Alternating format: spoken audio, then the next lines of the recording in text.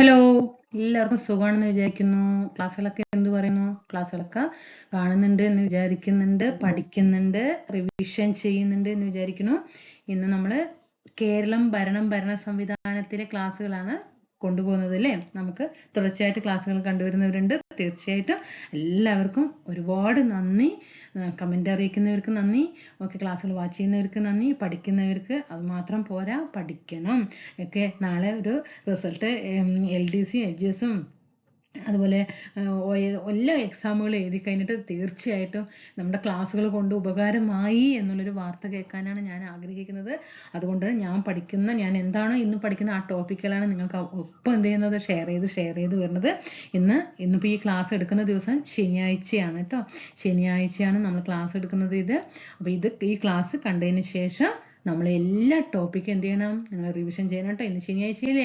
ഇന്നും നാളെ ഞായറാഴ്ചയായിട്ട് എന്ത് ചെയ്യുക? എല്ലാ ടോപ്പിക്കും കേരളം ഭരണ സംവിധാനത്തിൽ എന്തൊക്കെ എടുത്തിട്ടുണ്ടോ അതുപോലെ നമ്മൾ ഇന്ത്യൻ ജോഗ്രഫി എടുത്തിട്ടുണ്ട്. ഇന്ത്യൻ കോൺസ്റ്റിറ്റ്യൂഷൻ മൊഡ്യൂൾ ഏകദേശം ആയിട്ടുണ്ട്. പിന്നെ കേരളം ഭരണ സംവിധാനം പിന്നെ അതിൽ തന്നെ ആഡ് ചെയ്തിട്ടുണ്ട്. ഏതാണ്?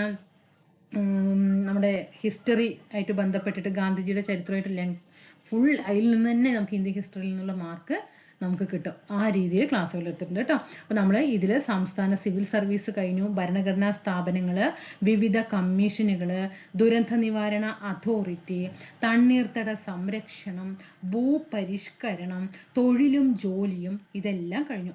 ഇന്ന് നമ്മൾ എടുക്കുന്നത് ദേശീയ ഗ്രാമീണ തൊഴിൽ പദ്ധതിയാണ്. ഈ തൊഴിലും ജോലിയും കൂടി രണ്ടും കൂടി ഒപ്പം എടുക്കേണ്ടതാണ്. പക്ഷെ എന്താണെന്നറിയോ? അത് മൊത്തം അങ്ങോട്ട് കൺഫ്യൂഷൻ. പഠിക്കുകയാണെങ്കിൽ എന്ത് ചെയ്യണം? ഇവിടുന്ന് 5 മാർക്ക് വാങ്ങിക്കാൻ റെഡി ആയിരിക്കണം. അല്ലാതെ നമുക്ക് 4 മാർക്ക് 3 മാർക്ക് മതിയോ? പോരാ. 5 മാർക്ക് വാങ്ങിക്കണമെങ്കിൽ നമ്മൾ പഠിക്കണം. അങ്ങനെ നമ്മൾ എന്ത് ചെയ്യണം? 5 മാർക്ക് അങ്ങനെ കൂട്ടിയിട്ട് വരും കേട്ടോ എക്സാം ആകുമ്പോഴേക്കും. ഓക്കെ, ഇതിൽ നിന്ന് 5 മാർക്ക് നമ്മൾ വാങ്ങിക്കും, ഉറപ്പാണ്, വാങ്ങിക്കണം. ഇനി കോൺസ്റ്റിറ്റ്യൂഷൻ കഴിയാനായിട്ടുണ്ട്. അതിൽ നിന്ന് നമ്മൾ എന്ത് ചെയ്യണം? 5 മാർക്ക് കഴിയണം.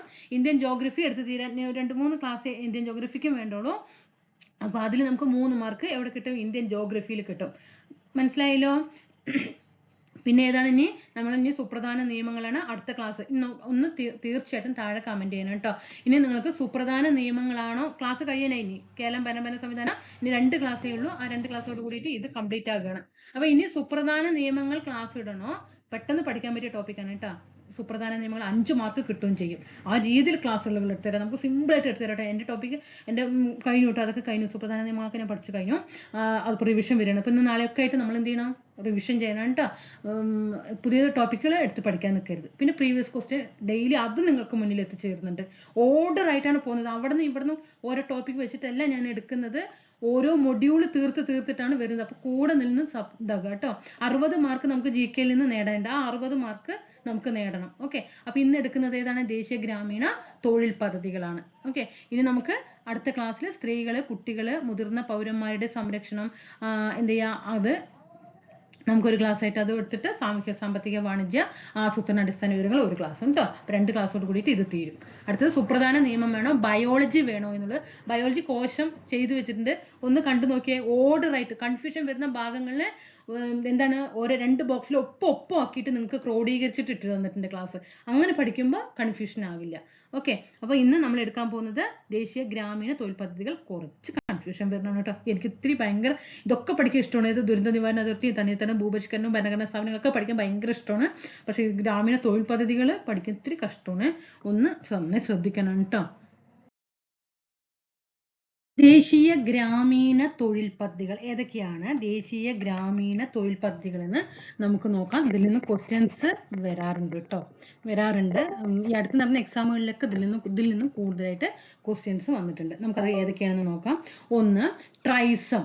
എന്താണ്? ഒന്ന് ട്രൈസം ആണ്. 2 NREP എന്താണ്? National rural employment programme. 3 RLEGP. 3 ഏതാണ്? RLEGP എന്താണ്? Rural landless employment guarantee programme. അത് നമുക്ക് ക്ലാസ് എടുക്കുന്ന സമയത്ത് അവിടെ വ്യക്തമായിട്ട് പറയുന്നുണ്ട് കേട്ടോ. JRY ജവഹർ റോസ്ഗാർ യോജന, PMRY പ്രധാനമന്ത്രി റോസ്ഗാർ യോജന, SGRY സമ്പൂർണ്ണ ഗ്രാമീൺ റോസ്ഗാർ യോജന, SGSY സ്വർണ്ണ ജയന്തി ഗ്രാമ സ്വരോസ്ഗാർ യോജന, പിന്നെ IRDP സംയോജിത ഗ്രാമ വികസന പരിപാടി, NRLM national rural livelihood mission, NULM national urban livelihood mission, പിന്നെ മഹാത്മാഗാന്ധി ദേശീയ ഗ്രാമീണ തൊഴിലുറപ്പ് പദ്ധതി അല്ലെ, MGNREGA. ഇതാണ്, ഇത്രയൊക്കെയാണ് ദേശീയ ഗ്രാമീണ തൊഴിൽ പദ്ധതികൾ ഉള്ളത്. ഇനി നമുക്കിതിൽ ഓരോന്നും എന്താണ്, എപ്പോൾ വന്നു, ആരാണ്, ഏത് 5 ഇയർ പ്ലാനിലുള്ള സമയത്താണ്, ആരാണ് കൊണ്ടുവന്നത്, എന്തിനു വേണ്ടിയിട്ടാണെന്നുള്ളത് നമുക്ക് ഓരോന്നായിട്ട് പഠിച്ചു പോകാം. അപ്പോൾ ഈ 11 നമുക്ക് പ്രീവിയസ് ആയിട്ട് ചോദിച്ചിട്ടുള്ള ഏരിയ, ഒന്ന് ട്രൈസം, ഇതാണ് ഒന്ന് ട്രൈസം ചോദിച്ചിട്ടുണ്ട്. പിന്നെ RLEGP ചോദിക്കാറുണ്ട്. പിന്നെ ജവഹർ സ്വർണ്ണ ജയന്തി ഷഹാരി റോസ്ഗാർ യോജന അത് ചോദിക്കാറുണ്ട്. പിന്നെ തൊഴിലുറപ്പ്, അത് മഹാത്മാഗാന്ധി ദേശീയ ഗ്രാമീണ തൊഴിലുറപ്പ് പദ്ധതി, അത് എത്രയാണ്, അത് ഇമ്പോർട്ടൻ്റ് ആണ് കേട്ടോ. അതിൽ നിന്ന് എപ്പോഴും ചോദ്യങ്ങൾ വരും. 11 അത് ഇമ്പോർട്ടൻ്റ് ആണ്, അത് പഠിക്കണം, പഠിച്ചല്ലോ. അപ്പോൾ ഇതൊക്കെയാണ് ഇമ്പോർട്ടൻ്റ് ഉള്ളത്. ക്ലാസ് എടുക്കുന്ന സമയത്ത് പറയാം, ഈ ഏരിയയിൽ നന്നായി പഠിക്കണം എന്നുള്ളത് പറഞ്ഞുതരാം കേട്ടോ. ക്ലാസ്സിലേക്ക് പോവാം. ആദ്യം നമുക്ക് നോക്കാം ട്രൈസം. എന്താണ് TRYSEM? Training of rural youth for self employment. ഓരോ പദ്ധതിയിലും ആ വാക്കിൽ തന്നെ ഉണ്ടാകും ഇത് ആർക്ക് വേണ്ടി കൊണ്ടുവന്നത് എന്ന്. Okay, TRYSEM പഠിച്ചല്ലോ. 18 വയസ്സ് മുതൽ 35 വയസ്സ് വരെ പ്രായമുള്ള ഗ്രാമീണ മേഖല, ഇത് ഫുള്ള് ഏതാണ്, ഗ്രാമീണ മേഖലയ്ക്കാണ് കേട്ടോ പ്രാധാന്യം കൊടുക്കുന്നത്. ഗ്രാമീണ മേഖലയിലാണ് തൊഴിൽ പദ്ധതികൾ കൊണ്ടുവന്നിരിക്കുന്നത്. എല്ലാ പദ്ധതികളും എവിടെയാണ്, ഗ്രാമീണ മേഖലയിലാണ്. അത് ആദ്യം മനസ്സിലാക്കണം. നമ്മൾ പഠിക്കുന്ന ടോപ്പിക് ഏതാണ്, ദേശീയ ഗ്രാമീണ തൊഴിൽ പദ്ധതികൾ എന്നാണ് അല്ലേ. അപ്പൊ എന്തായിരിക്കും, ഗ്രാമീണമാണ്. 18 വയസ്സിനും 35 വയസ്സ് വരെ പ്രായമുള്ള ഗ്രാമീണ മേഖലയിലെ പാവപ്പെട്ട യുവതീ യുവാക്കൾക്ക് സ്വയം തൊഴിൽ കണ്ടെത്തുന്നതിന് ആവശ്യമായിട്ടുള്ള സാങ്കേതിക പരിശീലനം നൽകാനും പിന്നെ സംരംഭകത്വ ശേഷി വികസിപ്പിക്കുക തുടങ്ങിയ ലക്ഷ്യങ്ങളോടെയാണ് ഈ പദ്ധതി നിലവിൽ വന്നത്. 18 to 35 വയസ്സ് വരെ പ്രായമുള്ള യുവതീ യുവാക്കൾക്ക് ഗ്രാമീണ മേഖലയിലെ കേട്ടോ, ഗ്രാമീണ മേഖലയിലെ യുവതീ യുവാക്കൾക്ക് സ്വയം തൊഴിൽ കണ്ടെത്താൻ വേണ്ടിയിട്ടാണ് ട്രൈസം വന്നിരിക്കുന്നത്. ഇത് കൊണ്ടുവന്നിരിക്കുന്നത് കേന്ദ്ര ഗവൺമെന്റ് ആണ്. കേന്ദ്ര ഗവൺമെന്റിന്റെ പരിപാടിയാണ് ഇത് ട്രൈസം എന്ന് പറയുന്നത്. 1979 ഓഗസ്റ്റ് 15 നിലവിൽ വന്ന ഒരു കേന്ദ്ര ഗവൺമെന്റിന്റെ പദ്ധതിയാണ്. 1979 ഓഗസ്റ്റ് കഴിഞ്ഞ ഒരു എക്സാമിന് ഈ ട്രൈസത്തിൽ നിന്ന് സ്റ്റേറ്റ്മെന്റ് ലെവലിൽ ക്വസ്റ്റ്യൻ വന്നിട്ടുണ്ടായിരുന്നു കേട്ടോ. 1979 ഓഗസ്റ്റ് 15 ട്രൈസം നിലവിൽ വന്നത്. ഇതൊരു കേന്ദ്ര ഗവൺമെന്റ് പദ്ധതിയാണ്. 1999 9ാമത്തെ പഞ്ചവത്സര പദ്ധതി കാലയളവിൽ വന്ന SGSY സ്വർണ്ണ ജയന്തി ഗ്രാം സരോസാഗർ യോജന എന്ന പദ്ധതിയുമായിട്ട് ഇത് കൂട്ടിച്ചേർത്തു.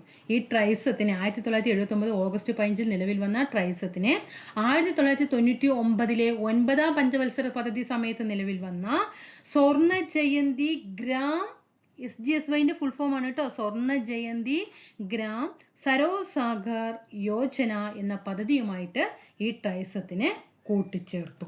മനസ്സിലായല്ലോ?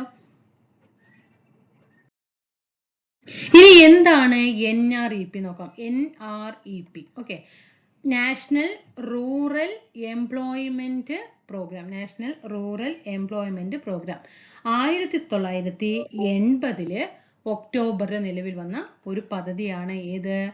NREP, national rural employment programme. NREP എന്താണ് full form? National rural employment programme. 1980 Indira Gandhi പ്രധാനമന്ത്രിയായിട്ടിരിക്കുന്ന സമയത്താണ് ഏത് വന്നിരിക്കുന്നത്? നാഷണൽ റൂറൽ എംപ്ലോയ്മെന്റ് പ്രോഗ്രാം വന്നിരിക്കുന്നത്, NREP.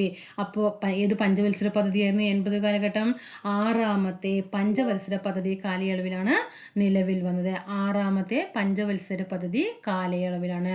ഇനി 50:50 കേന്ദ്ര സർക്കാർ ഇതിന് വിഹിതം നൽകുന്നത് 50% അല്ലെ, പകുതി കേന്ദ്ര സർക്കാരും തുല്യമായിട്ടാണ് വീതിക്കുന്നത്. പകുതി കേന്ദ്ര സർക്കാരും പകുതി നമ്മുടെ നമ്മുടെ സംസ്ഥാന സർക്കാരും കൂടി ചേർന്നിട്ടാണ് ഈ പദ്ധതി കൊണ്ടുപോകുന്നത്. എന്താണ് ഈ നാഷണൽ റൂറൽ എംപ്ലോയ്മെന്റ് പ്രോഗ്രാം പറയുന്നത്? നമ്മുടെ ഗ്രാമീണ മേഖലയിലെ തൊഴിലില്ലാത്തതും താണ തൊഴിൽ ചെയ്യുന്നതുമായ സ്ത്രീകൾക്കും പുരുഷന്മാർക്കും ഒക്കെ കൂടുതൽ ലാഭകരമായിട്ടുള്ള തൊഴിൽ സൃഷ്ടിക്കാൻ എല്ലാവരും തൊഴിൽ തന്നെയാണ് പദ്ധതി ഇല്ല, തൊഴിൽ പദ്ധതിയാണല്ലോ എല്ലാ പദ്ധതിയാണ് ഗ്രാമീണ മേഖലയിൽ തൊഴിൽ കൊണ്ടുവരുന്നത്. അപ്പോൾ ഇത് ആരാ കൊണ്ടുവന്നത്, ഏത് പ്ലാനിലാണ്, ഏത് വർഷം, ഇതൊക്കെ എന്ത് ചെയ്യുക, നോട്ട് ചെയ്ത് വെക്കണം. ഇത് കേന്ദ്ര ഗവൺമെന്റും സംസ്ഥാന ഗവൺമെന്റും തുല്യമായിട്ടാണ് ഈ പദ്ധതി കൊണ്ടുപോകുന്നത്. ഇന്ദിരാഗാന്ധി ഗവൺമെന്റ് പ്രധാനമന്ത്രി ആയിരിക്കുമ്പോഴാണ് ഈ പദ്ധതി വന്നത്. 6ാമത്തെ 5 ഇയർ പ്ലാൻ കാലയളവാണ്. 1980 നിലവിൽ വന്നു. 89 JRY ലയിപ്പിച്ചു. JRY എന്താണ്, ജവഹർ റോസ്ഗാർ യോജനയിൽ ഈ പദ്ധതിയെ ലയിപ്പിച്ചു. ഇനി എന്താണ് RLEGP? Rural landless employment guarantee programme. 1983 August 15 RLEGP നിലവിൽ വന്നത്. 6ാമത്തെ 5 ഇയർ പ്ലാനിലാണ്. ദേശീയ ഗ്രാമീണ തൊഴിൽ പദ്ധതികൾ ഏകദേശം കൂടുതലും വന്നിരിക്കുന്നത് 6th 5 ഇയർ പ്ലാനിലാണ് കേട്ടോ. ആ സമയത്ത് 83 കാലഘട്ടം ആരാണ്, ഇന്ദിരാഗാന്ധിയാണ് പ്രധാനമന്ത്രി ആയിരിക്കുന്നത്. എന്താണ് ഇതിന്റെ ലക്ഷ്യം, വർഷത്തില് 100 ദിവസം വരെ തൊഴില് ഉറപ്പ് നൽകുക എന്നാണ്. ഒരു വർഷത്തില് 100 ദിവസം വരെ എന്ത് ചെയ്യണം, തൊഴില് നൽകുക എന്നതാണ് ഇതിന്റെ ലക്ഷ്യം. ഗ്രാമപ്രദേശങ്ങളിൽ സ്വന്തമായി ഭൂമി ഇല്ലാത്ത, ഇങ്ങനെ നമ്മുടെ ഗ്രാമപ്രദേശങ്ങളിൽ സ്വന്തമായിട്ട് ഭൂമി ഇല്ലാത്ത എല്ലാ കുടുംബങ്ങളിലെയും ഒരു അംഗത്തിനെങ്കിലും, എല്ലാ കുടുംബത്തിലെ ഒരു അംഗത്തിനെങ്കിലും എന്താണ്, വർഷത്തില് 100 ദിവസം വരെ തൊഴിൽ ഉറപ്പ് നൽകുക എന്നതാണ് ഇത് ലക്ഷ്യമിടുന്നത്. ഈ പദ്ധതിയിൽ ഭൂരഹിതരായിട്ടുള്ള തൊഴിലാളികൾ ആരൊക്കെ ഉണ്ടാകും, മുൻഗണന സ്ത്രീകൾക്ക് മുൻഗണന കൊടുക്കും, SC/STക്ക് മുൻഗണന കൊടുക്കും. ഭൂരഹിതരായ തൊഴിലാളികൾക്ക് ആണ് എന്ത് ചെയ്യുന്നത്, ഇതില് മുൻഗണന നൽകുന്നത്. ഈ പദ്ധതി RLEGP കൊണ്ടുവന്നത് കേന്ദ്ര ഗവൺമെന്റ് ആണ് കേട്ടോ. ആരാണ്, കേന്ദ്ര ഗവൺമെന്റ് ആണ്. ഇവർക്ക് വേതനം നൽകുന്നത് ഏത് പ്രകാരമാണ്, മിനിമം വേജസ് ആക്ട് പ്രകാരമാണ് ഇവർക്ക് വേതനം നൽകുന്നത്. മിനിമം വേജസ് ആക്ട് പ്രകാരമാണ്. എന്താണ് ഈ മിനിമം വേജസ് ആക്ട് പ്രകാരം എന്ന് പറയുന്നത്, കൂലിയുടെ ഒരു ഭാഗം എന്ന് പറയുന്നത് കുറഞ്ഞ വിലയില് ഭക്ഷ്യധാന്യങ്ങളുടെ രൂപത്തിലായിരിക്കും നൽകുക. മിനിമം വേജസ് ആക്ട് പ്രകാരം വേതനം എന്ന് പറയുന്നത് കൂലിയുടെ ഒരു ഭാഗം, അതായത് 100 രൂപയാണ് കൂലി എങ്കിൽ അതിൽ ഒരു ഭാഗം എന്ന് പറയുന്നത് കുറഞ്ഞ വിലയില് ഭക്ഷ്യധാന്യങ്ങളായിരിക്കും അവർക്ക് നൽകുക. കൂലിയുടെ ഒരു ഭാഗം കുറഞ്ഞ വിലയിൽ അവർക്ക് ഭക്ഷണങ്ങൾ നൽകുക, ഭക്ഷണ സാധനങ്ങൾ നൽകുകയാണ്, ഭക്ഷണ ധാന്യങ്ങൾ കേട്ടോ. 1989-90 കാലഘട്ടത്തില് RLEGPയും NREPയും JRYയിൽ ലയിപ്പിച്ചു.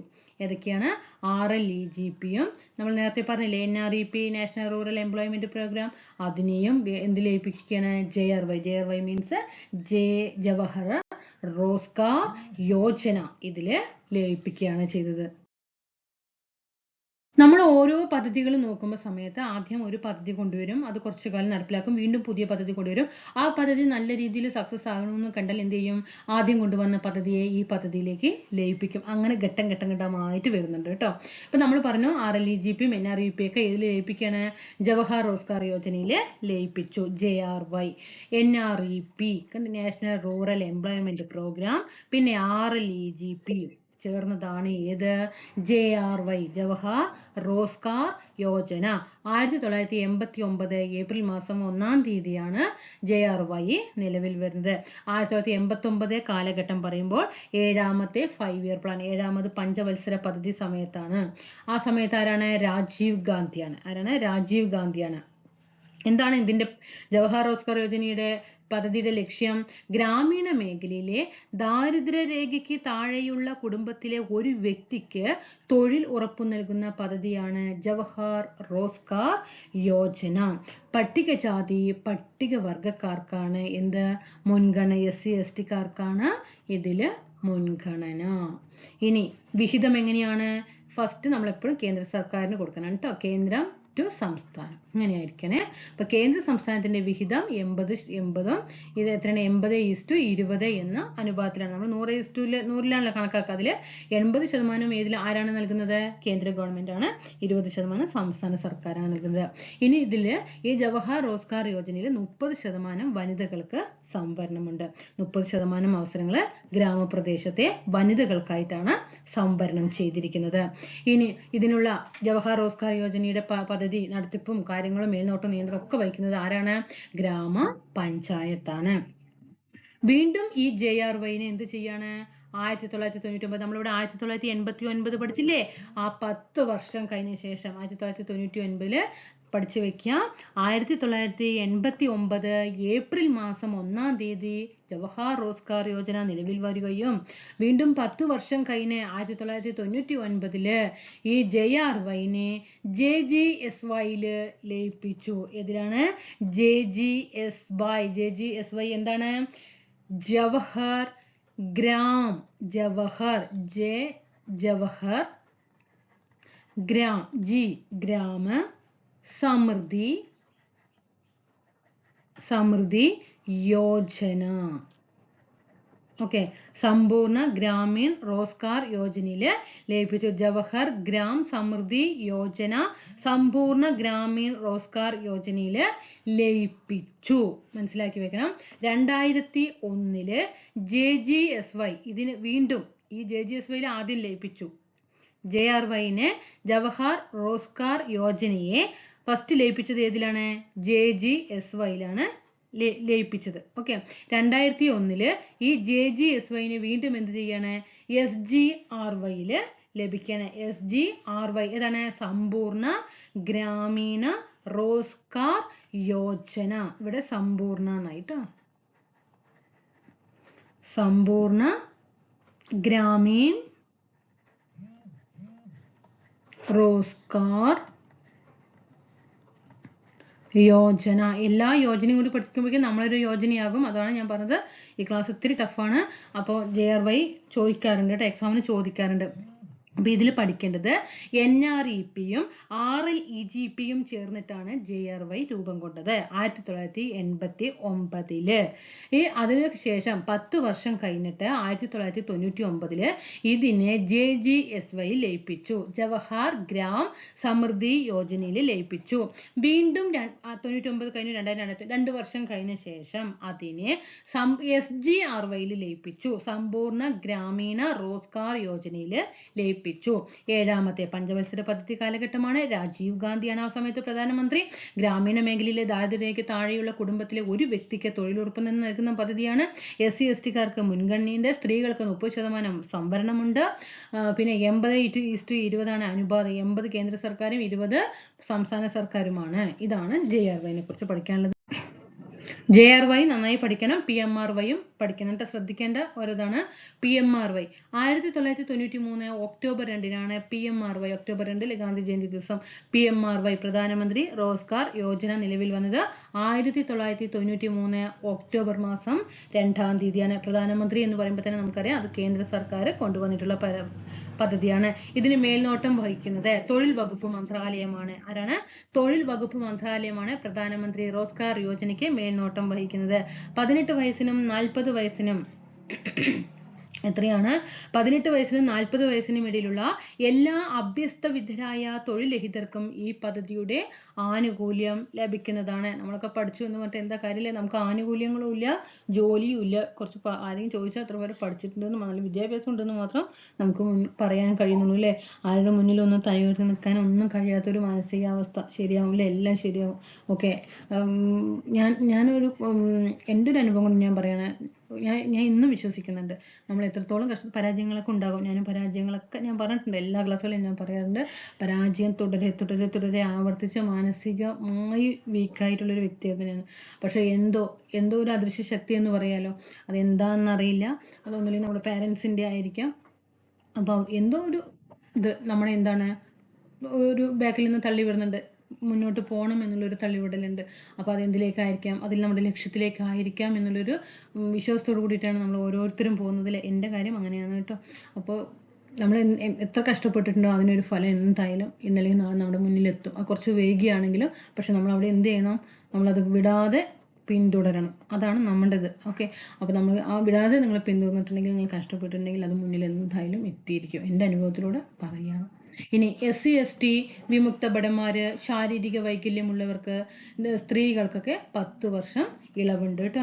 SC/ST അതുപോലെ SC/ST വിഭാഗക്കാർക്ക്, പിന്നെ വിമുക്ത ഭടന്മാർക്ക്, പിന്നെ ശാരീരിക വൈകല്യമുള്ളവർക്ക്, സ്ത്രീകൾക്കൊക്കെ വയസ്സിൽ 10 വർഷം ഇളവ് കിട്ടും. നമ്മളിവിടെ പറഞ്ഞല്ലോ 18 വയസ്സിനും 40 വയസ്സിനും ഇടയ്ക്കാണെന്ന് പറഞ്ഞല്ലോ പ്രധാനമന്ത്രി റോസ്ഗാർ യോജനയിലെ ആനുകൂല്യം എന്ന് പറഞ്ഞു അല്ലേ.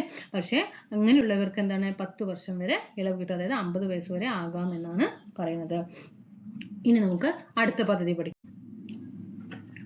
അടുത്തത് SGRY. നമ്മൾ നേരത്തെ പഠിച്ചില്ലേ JRY പദ്ധതി ലണ്ടനിൽ ലയിപ്പിച്ചു എന്ന് പറഞ്ഞു അല്ലേ. JRY ജവഹർ റോസ്ഗാർ യോജന പദ്ധതി ലയിപ്പിച്ച ലാസ്റ്റ് ഏതിലാണ്?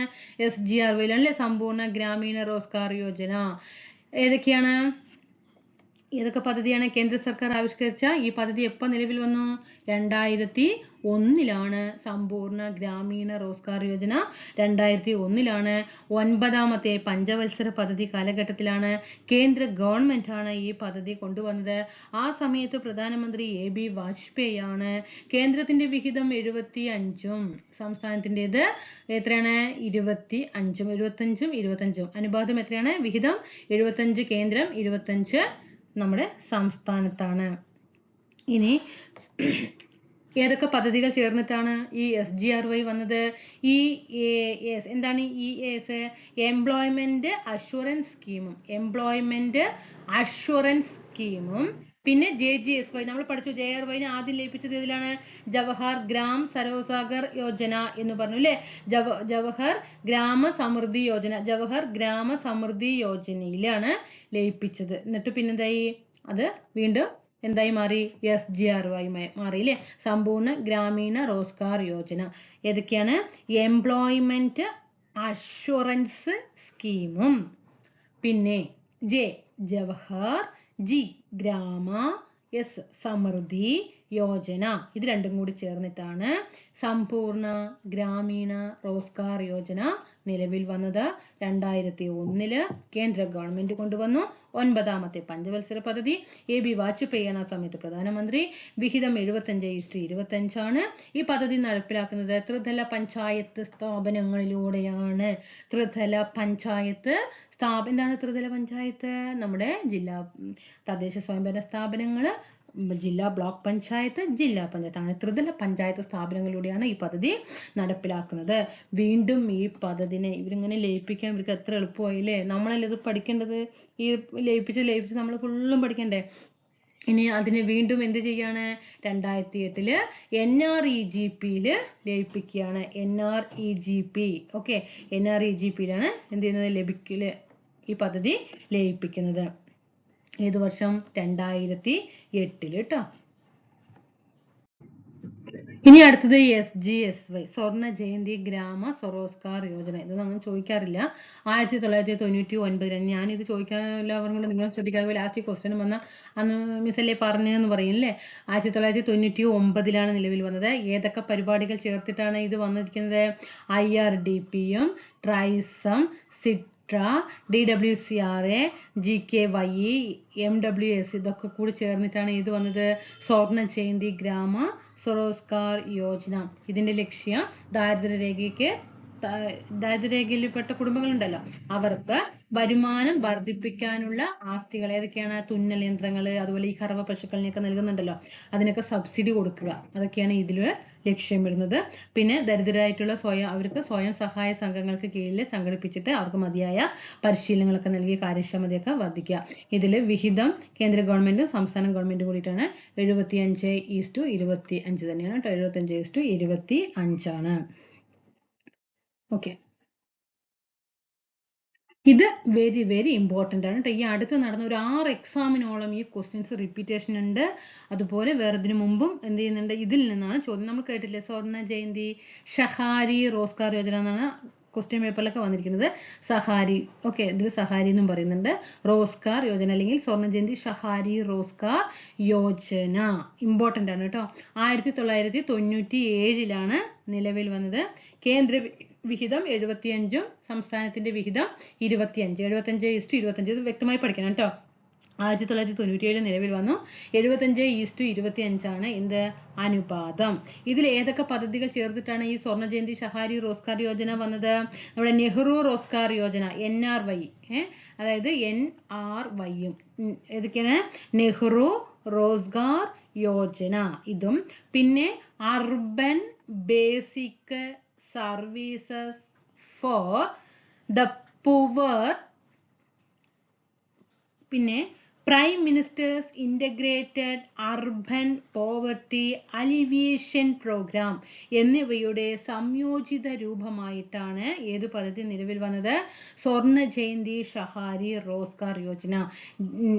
നെഹ്റു റോസ്ഗാർ യോജനയും urban basic services for the poor, പിന്നെ prime minister's, okay, prime minister's integrated urban poverty alleviation programme. Okay, ഈ 3 പദ്ധതികൾ ചേർത്തിട്ടാണ് സ്വർണ്ണ ജയന്തി ഷഹാരി റോസ്ഗാർ യോജന നിലവിൽ വന്നിരിക്കുന്നത്. ഇതിന്റെ ലക്ഷ്യം പഠിക്കണം, ഇമ്പോർട്ടൻ്റ് ആണ്. നമ്മൾ ഇത്ര നേരം ഗ്രാമം പഠിച്ചു. ഇത് നഗരമാണ് കേട്ടോ. നഗരമേഖലയിലെ അഭ്യസ്ത വിദ്യരായ യുവജനങ്ങൾക്ക് സ്വയം തൊഴിൽ സംരംഭങ്ങൾ തുടങ്ങുന്നതിന് ആവശ്യമായ സഹായം നൽകുന്നു. നഗരങ്ങളിലെ അഭ്യസ്ത വിദ്യർക്ക് തൊഴിൽ നൽകുന്ന പദ്ധതി. അത്ര പഠിച്ചാൽ മതി. നഗരങ്ങളിലാണ്, ഗ്രാമമല്ല. എപ്പോഴും ചോദിക്കുന്നുണ്ട്, സ്റ്റേറ്റ്മെന്റ് അടക്കം വരാറുണ്ട് കേട്ടോ. നഗരങ്ങളിലെ അഭ്യസ്ത വിദ്യരായ യുവജനങ്ങൾക്ക് തൊഴിൽ നൽകുന്ന പദ്ധതിയാണ് ഇത്. തൊഴിൽ സംരംഭങ്ങൾ തുടങ്ങുന്നതിന് ആവശ്യമില്ല സഹായം നൽകലാണ് ആര്? സ്വർണ്ണ ജയന്തി ഷഹാരി റോസ്ഗാർ യോജന. അല്ലെങ്കിൽ ഒന്നുമില്ലെങ്കിൽ സംരംഭങ്ങൾ നൽകും, അല്ലെങ്കിൽ അവർക്ക് തൊഴിൽ നൽകും. ഇതാണ് ഇതിൽ പഠിക്കാനുള്ളത്. ഇനി അടുത്തത് IRDP ചോദിക്കാറുണ്ട് കേട്ടോ. സംയോജിത ഗ്രാമ വികസന പരിപാടി 1978ലാണ് നിലവിൽ വന്നത്. ഇന്ത്യ ഗവൺമെന്റിന്റെ ഒരു ഗ്രാമീണ വികസന പരിപാടിയാണ് ഇത്, സംയോജിത ഗ്രാമ വികസന പരിപാടി. അത് 78ൽ തുടങ്ങി, പക്ഷെ 1980 ആയപ്പോഴാണ് ഇന്ത്യയുടെ എല്ലാ ഭാഗങ്ങളിലേക്കും എന്ത് ചെയ്തു? ഈ പരിപാടി വ്യാപിച്ചു.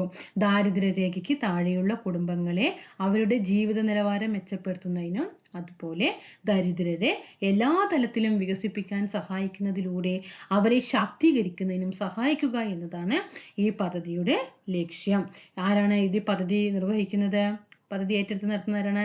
ജില്ലയിലെ ഗ്രാമവികസന ഏജൻസിയാണ്. ജില്ലാ ഗ്രാമ വികസന ഏജൻസിയാണ് ഈ പദ്ധതി നടത്തുന്നത്. പദ്ധതിയുടെ ആസൂത്രണങ്ങളും നിർവഹണങ്ങളും ഏകീകരണവും മേൽനോട്ടവും ഇതൊക്കെ നടത്തുന്നത് ജില്ലാ ഗ്രാമവികസന ഏജൻസിയാണ്. ഈ പദ്ധതിയിലൂടെ ദരിദ്ര കുടുംബങ്ങളെ കണ്ടെത്തിയിട്ട് വായ്പകളിലൂടെയും സബ്സിഡികളിലൂടെയും ഒക്കെ അവർക്ക് എന്ത് ചെയ്യുന്നുണ്ട്? സഹായങ്ങൾ ലഭ്യമാക്കുന്നുണ്ട്. പിന്നെ വരുമാനം വർദ്ധിപ്പിക്കാൻ വേണ്ടിയിട്ട് തുന്നൽ യന്ത്രങ്ങൾ, കറവ പശുക്കൾ, ചെറുകിട വ്യവസായങ്ങളൊക്കെ തുടങ്ങാൻ വേണ്ടിയിട്ട് സബ്സിഡികളൊക്കെ അനുവദിക്കാറുണ്ട്. 1999 ഏപ്രിൽ മാസം 1-ാം തീയതി ഈ IRDPനെ വീണ്ടും എന്ത് ചെയ്യാണ്? SGSYയിൽ എന്ത് ചെയ്തു? ലയിപ്പിച്ചു. SGSYയിൽ ലയിപ്പിച്ചു. എങ്ങനെയുണ്ട് ഇത് പഠിക്കുമ്പോൾ? ഈ ടോപ്പിക്ക് പഠിക്കുമ്പോൾ എല്ലാ പദ്ധതികളും കൂടി എന്ത് ചെയ്യും? കൊളാബറേറ്റ് ചെയ്യും. ട്രൈസം നന്നായിട്ട് നോക്കി വെക്കുക കേട്ടോ. ട്രൈസം, പിന്നെ സ്വർണ്ണ ജയന്തി ഷഹാരി റോസ്ഗാർ യോജന, ഇതൊക്കെയാണ് പ്രീവിയസ് ആയിട്ട് ചോദിച്ചിട്ടുള്ളത്. IRDP പിന്നെ അത് നമ്മൾ RLEGP എന്നൊക്കെ പറഞ്ഞ് പഠിച്ചില്ലേ? അത് ഏത് പഞ്ചവത്സര പദ്ധതിയിലാണ് വന്നിരിക്കുന്നതെന്നൊക്കെ ചോദിച്ചിട്ടുണ്ട്. പിന്നെ JRY ജവഹർ റോസ്ഗാർ യോജന, ഇതിനൊക്കെ എന്ത് ചെയ്യുക? കൂടുതൽ ഇമ്പോർട്ടൻ്റ് കൊടുക്കുക. ഇനി അടുത്തത് NRLM, NULM. NR എന്താണ്? റൂറൽ ആണ് അല്ലേ? നാഷണൽ റൂറൽ ലിവ്ലിഹുഡ് മിഷൻ 2011ലാണ് നിലവിൽ വന്നത്. ആ സമയത്ത് പ്രധാനമന്ത്രി മൻമോഹൻ സിംഗ് ആണ്. 12ാമത് പഞ്ചവത്സര പദ്ധതിയാണ്. 2011-12ാമത്തെ പ്ലാൻ. ഓക്കെ, 2011 12ാമത്തെ പഞ്ചവത്സര പദ്ധതി സമയത്ത് ആരായിരുന്നു? മൻമോഹൻ സിംഗ് ആയിരുന്നു ആ സമയത്ത്. 1999 നിലവിൽ വന്നിട്ടുള്ള സ്വർണ്ണ ജയന്തി ഗ്രാമ ജയന്തി റോസ്ഗാർ യോജന, അതായത് SGSY നേരത്തെ പഠിച്ചു അല്ലേ? SGSY എന്ന പദ്ധതിയെ 2010-2011 സാമ്പത്തിക വർഷത്തിൽ പുനഃക്രമീകരിച്ചുകൊണ്ട് നിലവിൽ വന്ന പദ്ധതിയാണ് NRLM. ചോദ്യം വന്നാൽ NRLMനെ ഏത് പരിപാടിയെ നവീകരിച്ചു കൊണ്ടുവന്ന പദ്ധതിയാണ് NRLM ചോദിച്ചാൽ SGSY. ഏതാണ്? SGSY, സ്വർണ്ണ ജയന്തി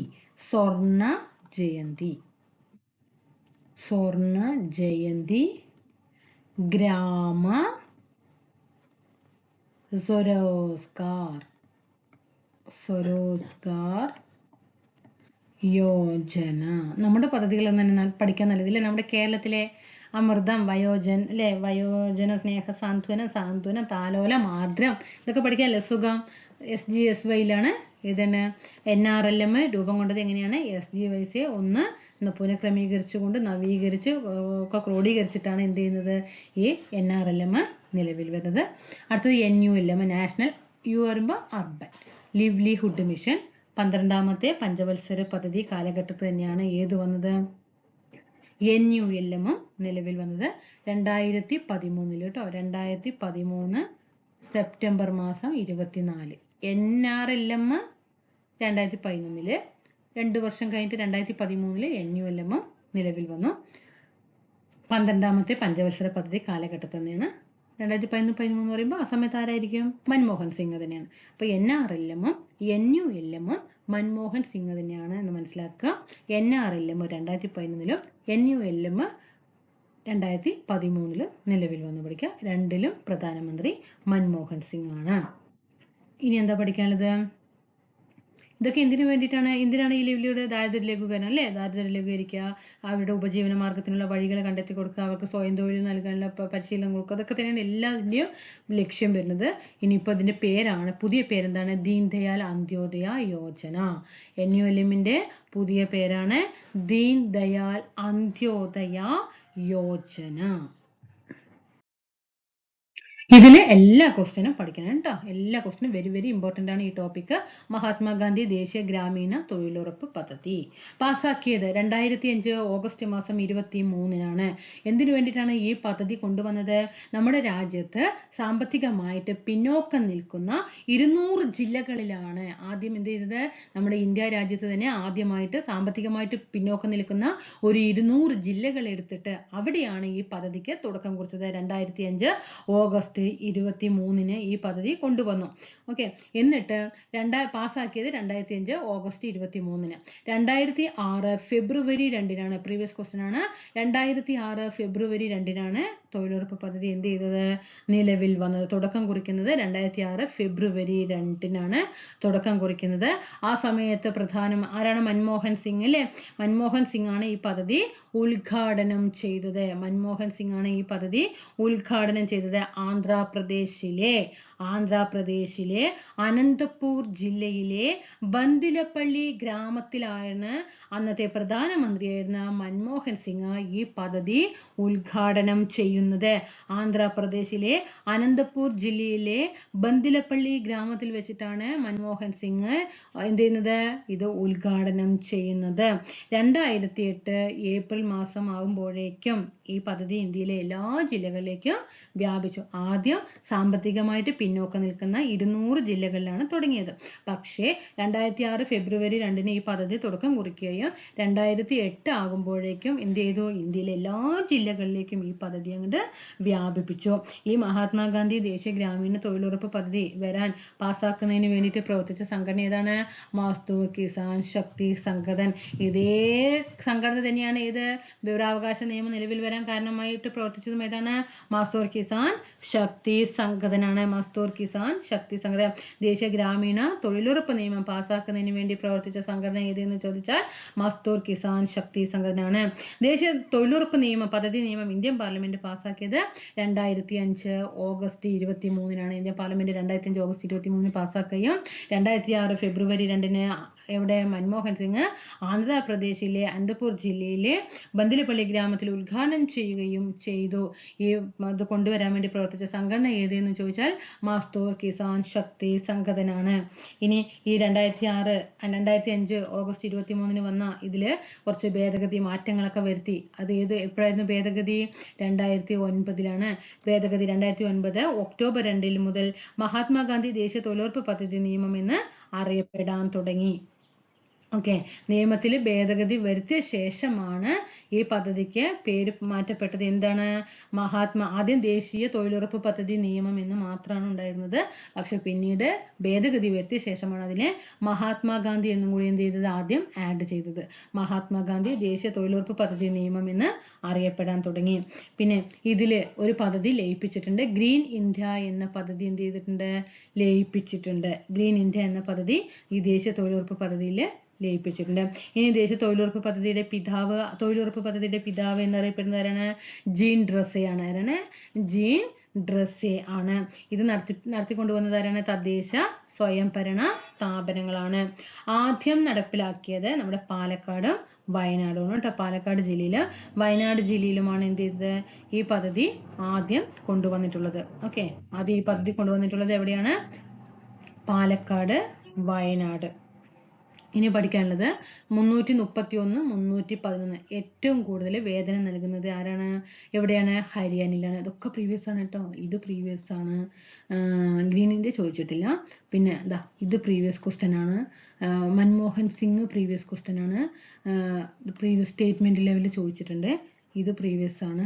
331 രൂപയാണ് ഹരിയാന. ഏറ്റവും കൂടുതൽ തൊഴിലുറപ്പിൽ വേതനം കൊടുക്കുന്ന സംസ്ഥാനം ഹരിയാനയാണ്. കേരളം 311, 20 രൂപ കുറവാണ് അല്ലേ? 311. ഇനി ഏറ്റവും കുറവ് വേതനം കൊടുക്കുന്ന സംസ്ഥാനങ്ങൾ മധ്യപ്രദേശും ഛത്തീസ്ഗഡുമാണ്. 204 രൂപയാണ് അവിടെ വേതനം.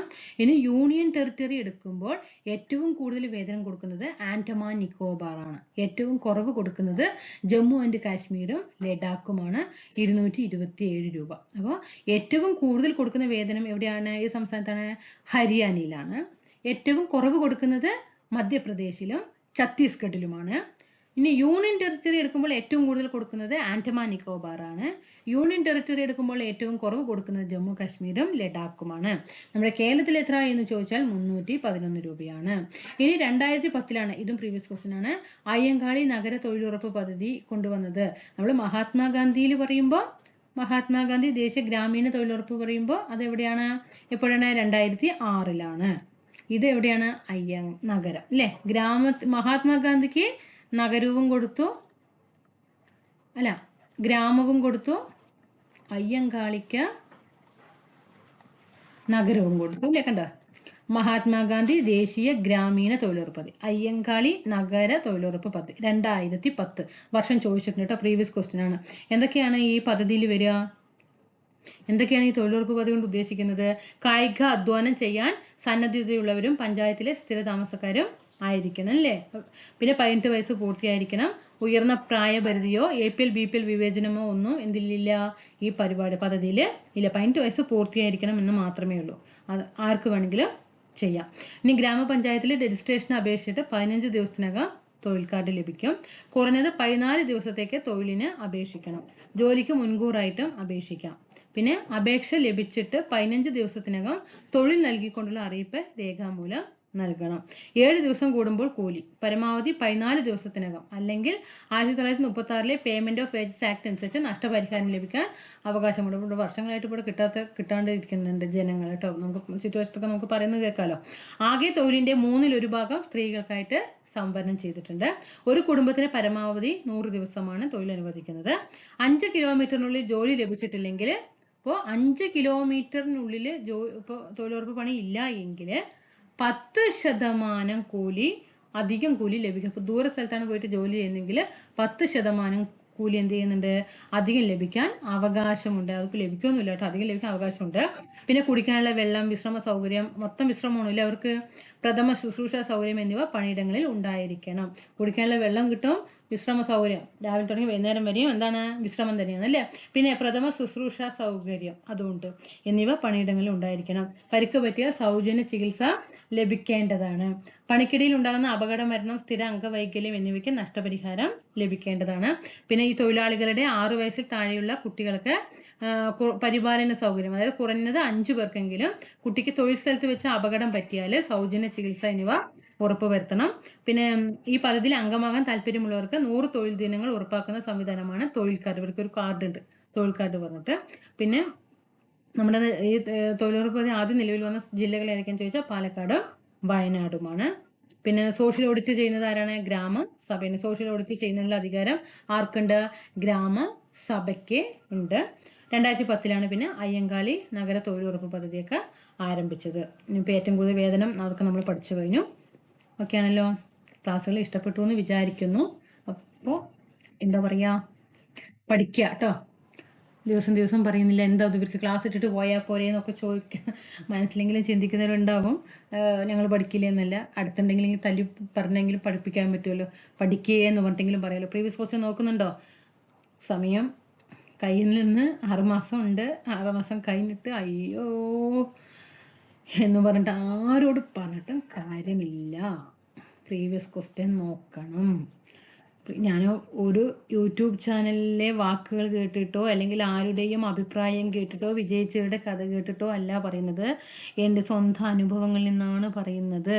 പ്രീവിയസ് ക്വസ്റ്റ്യൻ വർക്കൗട്ട് ചെയ്തപ്പോൾ നെഗറ്റീവ് മാർക്ക് നല്ല രീതിയിൽ കുറയ്ക്കാൻ പറ്റുന്നുണ്ട്. ഇന്ന് ഒരു ക്വസ്റ്റ്യൻ പേപ്പർ എടുത്ത് നാളെ ഒരു ക്വസ്റ്റ്യൻ പേപ്പർ എടുത്ത് 1-2 ക്വസ്റ്റ്യൻ പേപ്പർ എടുക്കുക. ഒരു 600 നമുക്ക് 6 മാസം ഇല്ലേ, 30 ദിവസം കിടക്കുമ്പോൾ 180 ദിവസം ഇല്ലേ. അതിൽ നിങ്ങളൊരു കാര്യം ചെയ്യും, ഒരു ദിവസം ഡെയിലി ഒരു ക്വസ്റ്റ്യൻ പേപ്പർ നോക്കിയിട്ടെങ്കിൽ 1-2 ഒരു ക്വസ്റ്റ്യൻ പേപ്പർ നോക്കാം. 90 ക്വസ്റ്റ്യൻ പേപ്പർ വർക്കൗട്ട് ചെയ്യും. ഇന്ന് 90ാമത്തെ ക്വസ്റ്റ്യൻ പേപ്പർ വർക്കൗട്ട് ചെയ്യണം. നാളെ നമുക്ക് LDC എക്സാം ആണ് വെക്കാം. 90ാമത്തെ ദിവസം നമ്മളൊരു ക്വസ്റ്റ്യൻ പേപ്പർ എടുത്ത് പിറ്റേ ദിവസം നമ്മൾ LDC എക്സാമിന് പോകണം. നമുക്ക് ഈ ക്വസ്റ്റ്യൻ പേപ്പർ കാണുമ്പോൾ വല്ലതും തോന്നുമോ? ഒന്നും തോന്നില്ല. കാരണം തലേ ദിവസം വരെ നമ്മൾ ഈ 90 ക്വസ്റ്റ്യൻ പേപ്പർ ഒന്ന് നോക്കണമെങ്കിൽ 90 എക്സാമാണ് നമ്മൾ ഇവിടുന്ന് എഴുതിയിട്ട് പോകുന്നു. പിന്നെ ഇപ്പോൾ ഈ ഒരു എക്സാം ആണോ? കുറച്ച് നമുക്ക് എന്ത് ചെയ്യുന്നുള്ളൂ, കുറച്ച് ടെൻഷൻ വരും. ഈ ഒരു ക്വസ്റ്റ്യൻ പേപ്പർ ഇന്ന് കണ്ടിട്ട് നാളെ വീണ്ടും പോയിട്ട് ക്വസ്റ്റ്യൻ പേപ്പർ ചെയ്യുമ്പോൾ നമ്മളെന്താണ് ഇവിടെ തഴമ്പിച്ചിട്ട് നിൽക്കുകയാണ്. കാരണം ക്വസ്റ്റ്യൻ പേപ്പർ കണ്ട് മടുത്ത് നിൽക്കുകയാണ് അല്ലേ. അപ്പോൾ നമുക്ക് എന്തില്ല, നെഗറ്റീവ് അങ്ങോട്ട് വരില്ല. ആ സ്ഥാനത്ത് ഒരു ക്വസ്റ്റ്യൻ പേപ്പർ ചെയ്യാതെ നമ്മൾ ടോപ്പിക്കൊക്കെ സിലബസൊക്കെ വ്യക്തമായിട്ട് പഠിക്കണം കേട്ടോ. സിലബസൊക്കെ നമ്മൾ വ്യക്തമായിരിക്കണം. ഓരോ മൊഡ്യൂൾ തീർത്ത് വരണം. ഓക്കെ, അങ്ങനെ അതെല്ലാം കഴിഞ്ഞ് പ്രീവിയസ് ക്വസ്റ്റ്യനും കൂടെ പോകുന്നുണ്ടെങ്കിൽ നമ്മൾ പിറ്റേ ദിവസം പോകുമ്പോൾ നമ്മൾ ഇത്രയും ദിവസം ഇങ്ങനെ ചെയ്യില്ല, അപ്പോൾ ഇന്നും ഒരു ക്വസ്റ്റ്യൻ ചെയ്യട്ടെ എന്നുള്ളത്. ആ സ്ഥാനത്ത് ഇതൊന്നും ചെയ്യാതെ ടോപ്പിക് പഠിച്ച് അന്നൊരു 6 മാസം കഴിഞ്ഞിട്ട് ഒരു ക്വസ്റ്റ്യൻ പേപ്പർ കൈ കിട്ടുമ്പോഴേ നമുക്ക് എങ്ങനെ ഉണ്ടാവും? അവിടെയാണ് നമ്മുടെ കൈകൾ വിറയ്ക്കുന്നത്, മനസ്സിൻ്റെ നിലയൊക്കെ തെറ്റുന്നത്. മനസ്സിൻ്റെ നില തെറ്റുന്നത് അവിടെയാണ്. ഓക്കെ, ആ സ്ഥാനത്ത് എല്ലാം ചെയ്തു പോട്ടെ. ഇപ്പോൾ നമ്മൾ ഡ്രൈവിങ്ങിൻ്റെ ഉദാഹരണം പഠിച്ചില്ലേ. ഇപ്പോൾ നമ്മൾ ഡ്രൈവിംഗ് ഒക്കെ പഠിച്ചു, റോഡിലൊക്കെ ഓട്ടി എല്ലാം നമ്മൾ ചെയ്യുന്നുണ്ട്. നമ്മളൊരു 6 മാസം മാറി നിൽക്കുകയാണ്. നമ്മുടെ സ്ഥലത്ത് നിന്ന് നമ്മളൊരു മാറി നിൽക്കുകയെന്ന് വെച്ചോ. നമ്മൾ വണ്ടിയൊന്നും ഓട്ടുന്നില്ല, വണ്ടിയുള്ള സാഹചര്യങ്ങളില്ല, നമ്മൾ വേറെ ടൂർ പോയിരിക്കാന്ന് വെക്കാം. ഒരു 6 മാസം കഴിഞ്ഞ് യാത്രയൊക്കെ കഴിഞ്ഞിട്ട് വരികയാണ്. നമ്മൾ അന്ന് ആ വണ്ടി എടുക്കുമ്പോൾ എങ്ങനെ ഉണ്ടാവും? ഡെയിലി വണ്ടി എടുക്കുന്ന ആൾക്ക് പിറ്റേ ദിവസം രാവിലെ വണ്ടി എടുക്കുമ്പോഴുള്ള എക്സ്പീരിയൻസ്, ഒരു 6 മാസം വണ്ടി എടുക്കാതെ 6 മാസം കഴിഞ്ഞിട്ട് പിറ്റേ ദിവസം വണ്ടി എടുക്കുമ്പോൾ ഉള്ള അവസ്ഥയും രണ്ടും കൂടി നിങ്ങൾ തന്നെ ഒന്ന് ചിന്തിച്ചേ. നമ്മൾ കുട്ടികളൊന്നും അല്ലല്ലോ, നമുക്ക് മനസ്സിലാക്കാനുള്ള ബുദ്ധിയുള്ളവരല്ലേ. ഇതൊന്നും മനസ്സിലാക്കിയേ നിങ്ങൾ. ഇതാണ് അവസ്ഥ. എനിക്ക് എൻ്റെ അനുഭവം പറയുകയാണ്. ക്വസ്റ്റ്യൻ പേപ്പർ വർക്കൗട്ട് ചെയ്യാൻ തുടങ്ങിയപ്പോൾ ഒരു പരീക്ഷാ പേടി എനിക്ക് പകുതി ഒഴിവായി കിട്ടിയിട്ടുണ്ട്. ഓക്കെ, അപ്പോൾ അത് ചെയ്യാം. ഓക്കെ, അടുത്തുണ്ടെങ്കിൽ തല്ലി പഠിക്കണ അല്ലെങ്കിൽ പഠിക്കണമെങ്കിലും നമുക്ക് പറയാം. ഒരു ക്വസ്റ്റ്യൻ പേപ്പർ നിങ്ങൾ വർക്കൗട്ട് ചെയ്യുക പറയുന്നത് നമുക്കൊന്നും കാണാൻ പറ്റില്ല. എനിക്ക് എങ്ങനെ ചീത്ത പറയാൻ പറ്റുള്ളൂ. അപ്പോൾ ഞാൻ അധികാരത്തോടെ ചീത്ത പറയണം. ദയവ് ചെയ്തിട്ട് നിങ്ങൾ ക്വസ്റ്റ്യൻ പേപ്പർ ഡെയിലി ഒന്ന് വർക്കൗട്ട് ചെയ്യും. ഓക്കെ, ഒരു ക്വസ്റ്റ്യൻ പേപ്പർ എടുക്കുക. ഞാനത് ക്ലാസ് ഇട്ട് തരുന്നുണ്ട്. ഞാൻ ക്വസ്റ്റ്യൻ പേപ്പർ അന്വേഷിച്ചും പോകണ്ട, നിങ്ങൾക്ക് ഞാനൊരു ക്ലാസ് ഇട്ട് തരുന്നുണ്ട്. അതെങ്കിലും നിങ്ങളൊന്ന് നോക്കി വരും കേട്ടോ. അതിനകത്ത് ക്വസ്റ്റ്യൻസ് ഒക്കെ നോട്ട് ചെയ്യേ. ക്വസ്റ്റ്യൻ പേപ്പർ എക്സാം എഴുതുന്ന പോലെ ചെയ്ത് നോക്കുക. ഓക്കെ, അപ്പോൾ അടുത്ത ക്ലാസ്സിൽ വീണ്ടും കാണാം.